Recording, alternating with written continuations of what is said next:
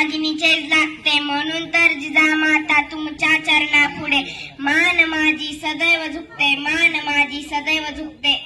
सन्माननीय व्यासपीठ आणि आजच्या कार्यक्रमाचे अध्यक्ष, प्रमुख पाहुणे आणि वंदन्य गुरुजींवर्ग आणि माझ्या वर्ग मित्रमैत्रिणींनो, स्वराज्य जननी राजमाता माँसाहेब जिजाऊ यांच्या कार्याबद्दल माहिती नाही असा एकही माणूस सापडणार नाही ज्यांनी स्वराज्याची स्वप्न बघितली आणि फक्त स्वप्नच बघितले नाही तर ते सत्यात सुद्धा उतरविले. लहानपणापासून अन्यायावर चीड असणाऱ्या जिजाऊंचा जन्म 12 जानेवारी 1598 रोजी बुलढाणा जिल्ह्यातील सिंदखेड राजा या गावी झाला. त्यांच्या वडिलांचे नाव लखुजीराव जाधव व आईचे नाव म्हाळसाबाई उर्फ गिरिजाबाई असे होते. त्यांचा विवाह 1605 मध्ये वेरूळचे शहाजीराजे भोसले यांच्याशी झाला.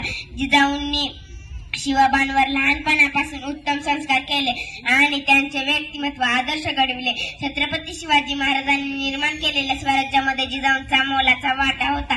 दुर्दैवाने 17 जून 1974 रोजी या महान आदर्श राजमाता जिजाऊ आनंदात विलीन झाले. या थोर जिजाऊ माऊलीस माझे कोटी कोटी प्रणाम.